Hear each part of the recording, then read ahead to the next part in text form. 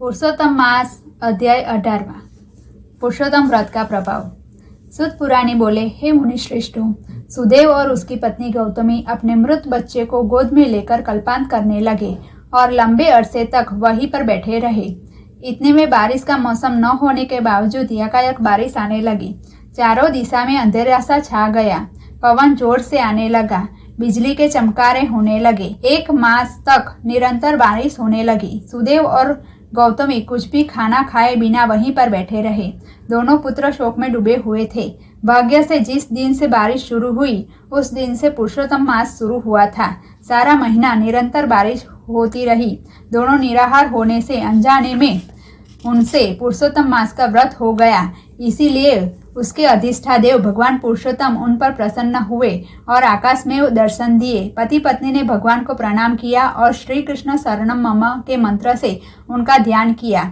इससे भगवान प्रसन्न होकर बोले, हे सुदेव, अब तू मेरी चिंता छोड़ दे। अनजाने में भी तुझसे पुरुषोत्तम मास का व्रत हो गया है। इसीलिए इस व्रत के प्रताप से तेरा मरा हुआ पुत्र सजीवन होगा और उसकी आयु 12,000 साल होगी। तुझे मार्कंडेय मुनि ने रघु राजा को कही हुई कथा सुनाता हूँ। पूर्व काल में धनुशर्मा नामक एक ऋषि हुए। उन्होंने 12,000 साल तक उग्र तप करके अमर पुत्र की इच्छा रखी थी। उनके तप से प्रसन्न होकर देवों ने उन्हें वर मांगने को कहा। तब धनुशर्मा ने खुद को अमर पुत्र मिले ऐसा कहा। देवों ने बताया, हे मुनि, आप जो मांगते हो ऐसा आज तक नहीं हुआ है। अमरत्व किसी को प्राप्त नहीं होता, इसीलिए आप दूसरा कोई वर मांगो। धनुशर्मा ने कहा, यह सामने जो पर्वत दिखता है वह जब तक अस्तित्व में होगा तब तक मेरा पुत्र जीवित रहेगा, ऐसा कुछ करो। देवों ने तथास्तु कहा। समय बीतने पर धनुशर्मा की पत्नी देवांशी ने पुत्र को जन्म दिया। बड़ा हुआ। उस पुत्र को मुनि ने कहा, तू कभी भी ऋषि मुनियों का अपमान मत करना। ऐसी सीख देने के बावजूद उद्धत पुत्र बार बार ऋषि मुनि और ब्राह्मण का अपमान करने लगा। उस वक्त उसने महर्षि नामक एक ऋषि शालिग्राम की पूजा करते थे। उस वक्त मूर्ति को चालाकी से उठाकर कुएं में डाल दी। उसके इस अपकृत्य से ऋषि क्रोधित हुए और उन्होंने श्राप दिया, तेरी इसी क्षण में मृत्यु हो। परंतु उस उद्धत लड़के को कुछ न हुआ। इसलिए महर्षि ऋषि ने समाधि लगाकर जान लिया कि यह आसानी से मर सकेगा नहीं। ऋषि ने जोरदार निशासा डाला और उसमें से हजारों भैंसे उत्पन्न हुए और उन्होंने पर्वत को चकनाचूर कर दिया। इसके साथ वो उद्धत लड़के की मृत्यु हो गई। भगवान ने सुदेव को कहा, इस कथा से तुझे बोध लेना चाहिए कि जीत करके कुछ पाने से उसके फल अच्छे नहीं होते। तेरा पुत्र सजीवन होकर हजारों साल की आयु पाएगा। तू ब्रह्मलोक में जाकर वहां 1000 साल तक ऐश्वर्य और समृद्धि वाले राज चलाएगा। इसीलिए सुदेव ने भगवान विष्णु से पूछा, मेरा उग्र तप के कारण आप प्रसन्न होने के बावजूद उस समय मुझे पुत्र फल नहीं दिया, जबकि आप प्रसन्न होकर मेरे पुत्र को अब सजीवन कर रहे हैं, उसका कारण क्या है? पुरुषोत्तम मास वार्ता 18। उपवास के फल की कथा। एक नगर में बहुत स्वरूपवान ब्राह्मण कन्या रहती थी। उसके माँ बाप न थे, भाई बहन न थे। माँ बाप उसके लिए थोड़ा सा धन रखकर गए थे। उस पर कन्या अपना गुजारा करती थी। वह घर में अकेली होने से उसने एक दासी रखी थी। वह 24 घंटे उसके पास रहती थी। कामकाज के अलावा कन्या की देखभाल करती थी। कन्या के माता पिता धार्मिक वृत्ति के थे।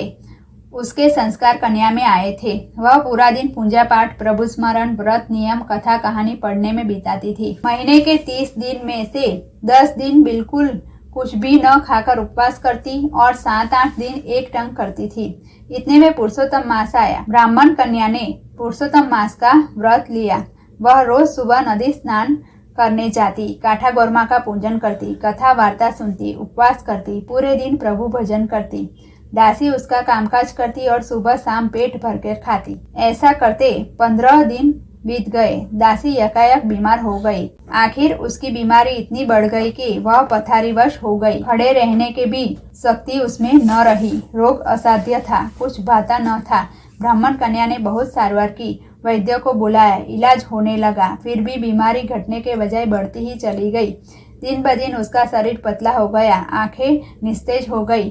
मृत्यु पास देखते ही दासी ने ब्राह्मण कन्या को बुलाकर क्षीण आवाज में कहा, मेरा अंत समय आ गया है।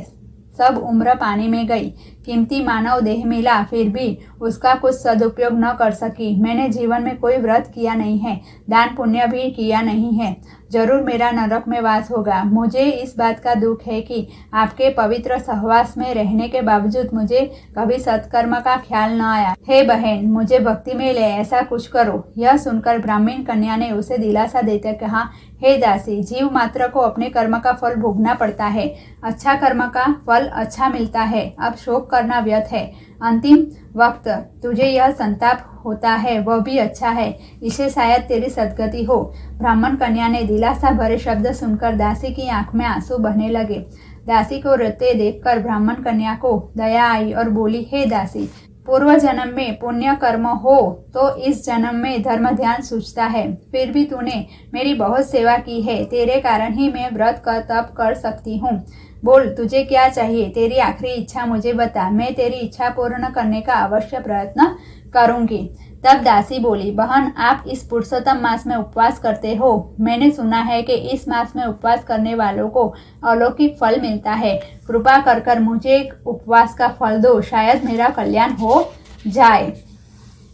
ब्राह्मण कन्या ने तुरंत ही दाहिने हाथ में जल लेकर पुरुषोत्तम भगवान का ध्यान धरकर संकल्प किया कि मैं एक उपवास का फल दासी को अर्पण करती हूँ। उसी समय पर दासी की आंख बंद हो गई। उसे लेने एक दिव्य विमान आया। उस विमान में बैठकर दासी स्वर्ग में गई। एक दिन के पुण्य बल से दासी ने बहुत वक्त तक स्वर्ग भोगने के बाद उसका जन्म काशी राजा की रानी के वहां हुआ और राजकुमारी का सुख भोगने को मिला। पूरी जिंदगी सुख समृद्धि भोग कर आखिर में वैकुंठ